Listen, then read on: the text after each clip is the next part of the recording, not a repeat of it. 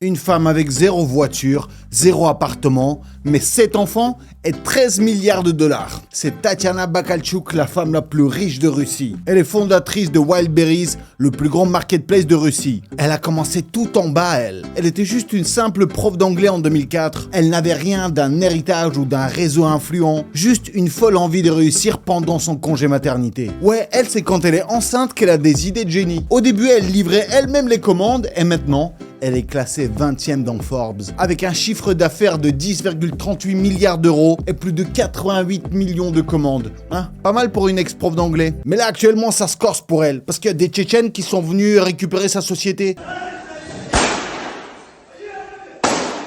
Ouais, on est dans du lourd, dans un gros conflit de famille, mais genre de vraie famille, même pas mafieuse. En fait, en ce moment, c'est le gros clash entre Tatiana et Vladislav Bakaltchouk. Donc c'est le mari et la femme qui ont créé Wildberries. C'est le AliExpress, genre le Shine russe en gros. Et là, c'est pas juste une simple dispute de couple, non, ils sont vraiment en guerre. Et je vous jure, c'est Mr. et Mrs. Smith. En même temps, leur société, c'est un des gros échelons de l'économie russe. Plein de gens veulent se la récupérer, donc ils ont des soutiens de gros milliardaires chacun. Et là, il y a quelques jours, Vladislav, son mari, il a débarqué en bas de la société avec un gang de Tchétchènes pour récupérer l'entreprise de force, tu vois, un coup d'état. Ouais, vous avez bien entendu, un gang de Tchétchènes armés soutenu par Ramzan Kadyrov. Ah ouais, donc là, automatiquement, on rentre dans un sujet où il faut faire attention à ce qu'on dit. Donc en gros, t'as Vladislav, son avocat, d'autres types à cravate, avec une bande armée jusqu'aux dents qui arrive devant les bureaux de Wildberries. Le mec était tellement sûr de lui qu'il a même appelé la police pour que tout se passe bien. Mais derrière, t'as déjà des mecs qui commencent à casser des vitrines. Bien sûr, là, sur YouTube, je peux pas vous montrer les images, donc tout sera sur mon Telegram.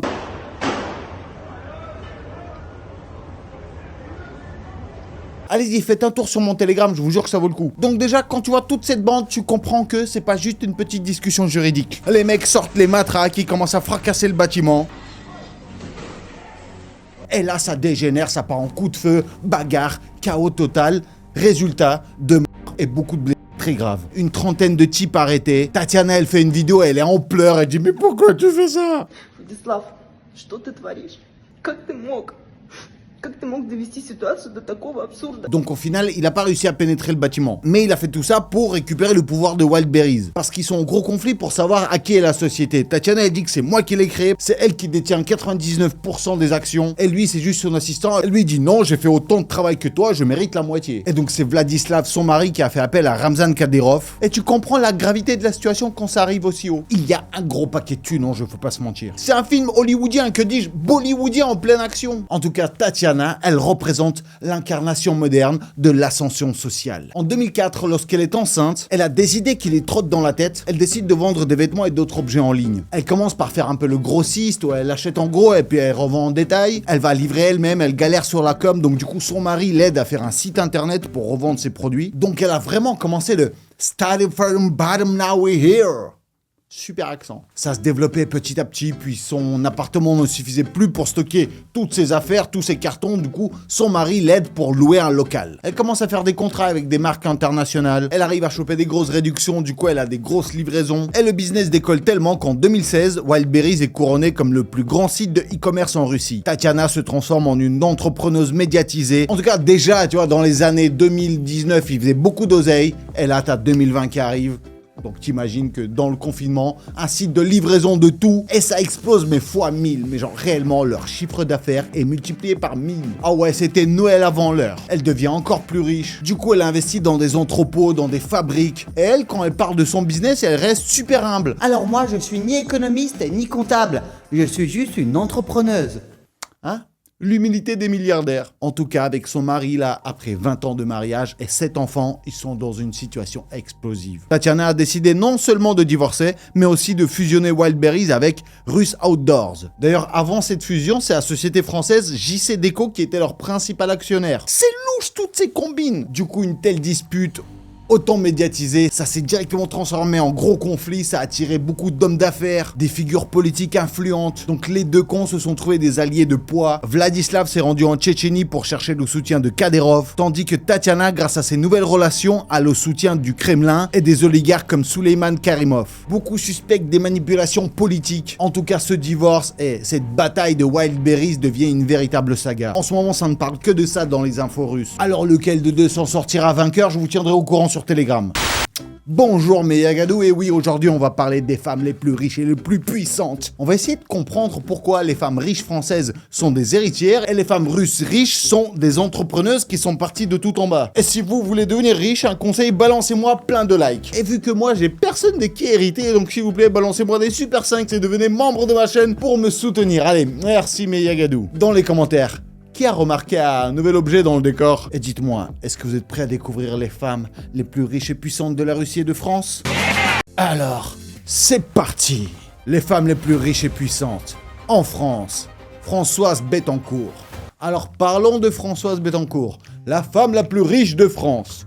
D'ailleurs, du monde même. Ah, c'est pas juste une héritière parmi tant d'autres, non. Elle a une fortune qui s'estime à 81 milliards d'euros. De toute façon, là, c'est un chiffre tellement gros qu'on a du mal à se l'imaginer. Tu vois, elle a plus d'euros que t'as de cheveux. Pendant que toi, t'économises pour un kebab, elle gère un empire de cosmétiques mondial. Oui, c'est elle qui gère la société L'Oréal. Du coup, quand t'es héritière, bah tu le vaux bien. Hein. Parce que oui, si tu pensais que devenir milliardaire, ça nécessite énormément de travail, tous les jours ne pas dormir, moi, je vais te présenter la méthode Bettencourt. Juste, il faut naître au bon moment, au bon endroit et dans la bonne famille. C'est un peu comme gagner à la loterie, mais sans jouer au loto. Ouais, c'est la fille unique de Liliane et André Bettencourt. André Bettencourt, homme d'affaires académicien des Beaux-Arts, ancien ministre du général de Gaulle. Le couple aura un enfant unique, Françoise. Elle hérite de L'Oréal, l'empire de produits capillaires qui fait briller les cheveux et toute la planète. Après, attention, c'est pas une héritière paresseuse qui ne fait rien, non. Elle fait fructifier le business de sa famille. C'est une intellectuelle, une vraie, elle a sorti un max de livres. Elle a connu quelques embrouilles aussi, comme l'affaire Bettencourt.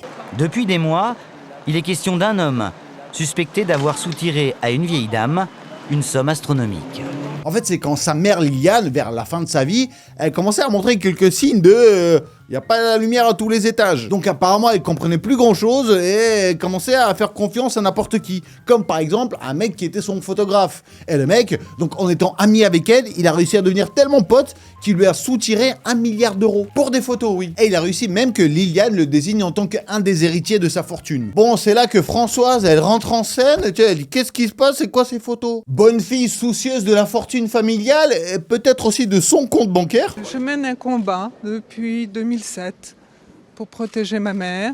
Donc elle a réussi à mettre sa mère sous tutelle et le photographe sous cadenas. Ouais, il a fait 4 ans de prison avec quasi 400 000 euros d'amende. Et c'est là bien sûr que les théories fusent, parce que certains disent que c'est Françoise donc qui a accéléré la chute mentale de sa mère pour récupérer tout l'oseille plus rapidement. Aujourd'hui, elle demande à nouveau, votre fille Françoise, votre mise sous tutelle. On ne met pas sous tutelle des gens qui veulent faire dans la vie.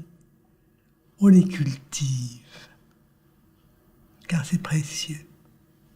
Aujourd'hui, Françoise dirige l'empire L'Oréal avec une main de fer et un gant de velours. Elle gère des milliards d'euros tout en restant super discrète. Elle a pas Twitter, elle a pas Instagram, elle a de l'oseille. Non, elle préfère la stratégie investissement, placement. Bref, Françoise, c'est l'archétype de l'héritière, méga riche, brillante et discrète. En Russie, Olga Belavtseva. Alors la deuxième femme la plus riche de Russie, bon, on tombe tout de suite d'un échelon parce qu'elle n'est qu'à 600 millions de dollars. Après, c'est pas mal quand même. Donc, elle s'appelle Olga Belavtseva. Et elle est aussi partie de tout en bas. Elle travaillait comme emballeuse à l'usine.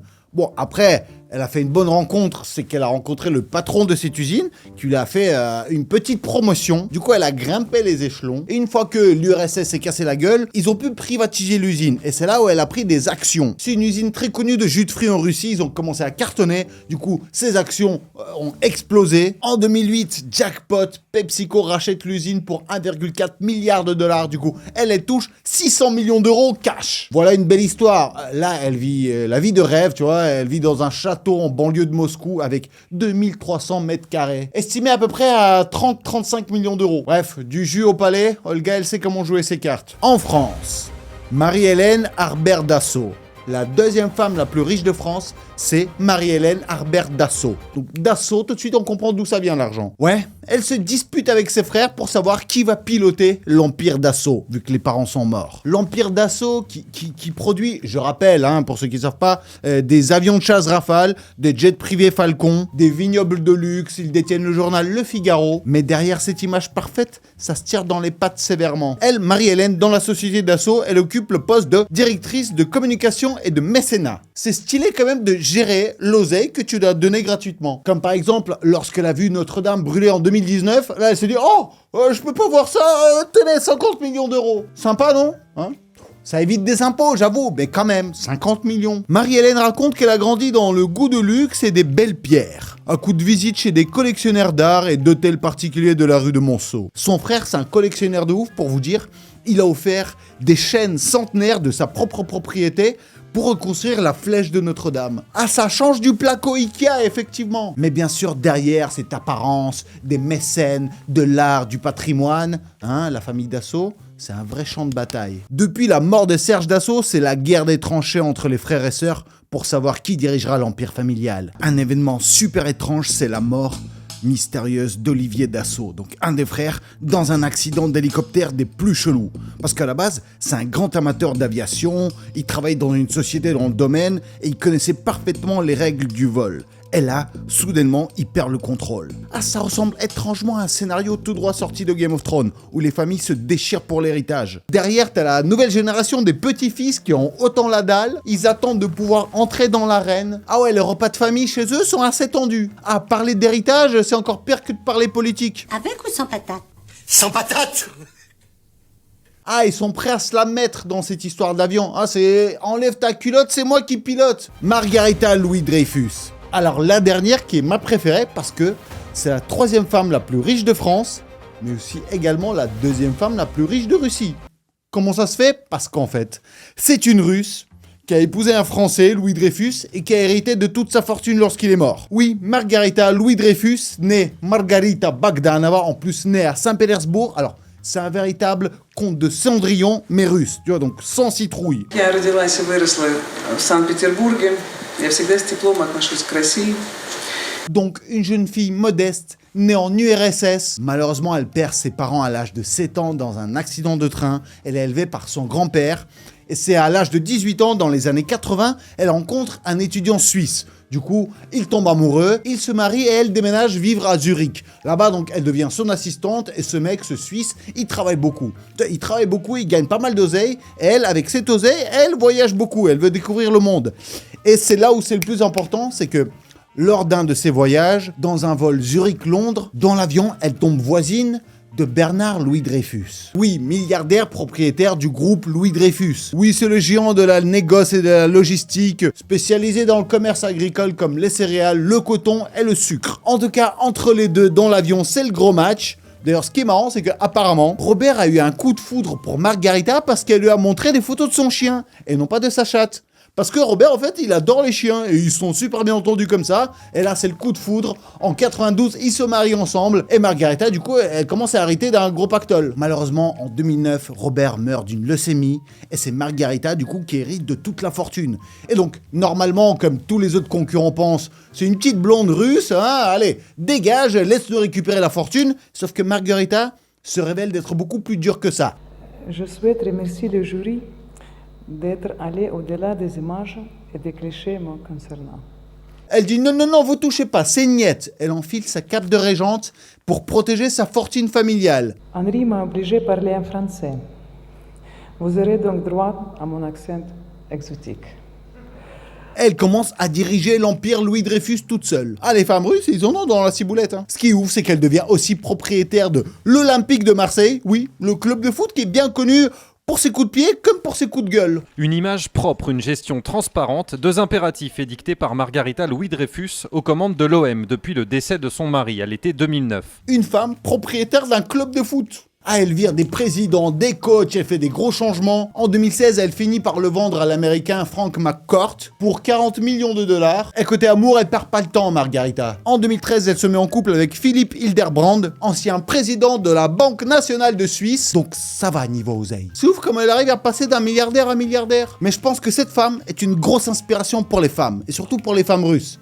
Et surtout pour une certaine Natalia Vadianova. C'est une modèle russe qui est la femme de Antoine Arnault. Oui, le fils de Bernard Arnault, l'homme le plus riche du monde. Donc, en théorie, il y a une femme russe qui peut hériter de la plus grosse fortune du monde. Bientôt, je sens qu'on sera vraiment en mode Who run the world? Russian girls. En tout cas, ils savent choisir leur femme, les milliardaires. Ah oui, parce que derrière chaque grand homme, se cache une femme russe. En tout cas, c'est ouf de voir à quel point les fortunes proviennent de différentes façons en France et en Russie. En France, c'est beaucoup old money, tu vois. Tu peux pas devenir milliardaire sauf si t'hérites. Parce qu'on dirait que l'entrepreneuriat est beaucoup trop freiné, il y a beaucoup trop d'impôts, donc tu peux pas juste exploser et devenir super riche. Non, il faut que t'hérites. Alors qu'en Russie, tu peux partir de tout en bas et aller très vite tout en haut.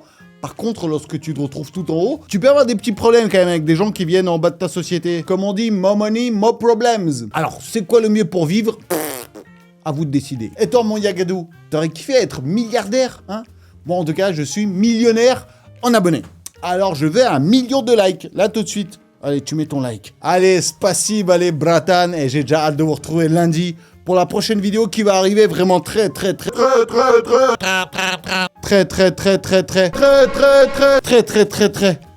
bientôt. Allez, je vais retrouver ma femme, moi.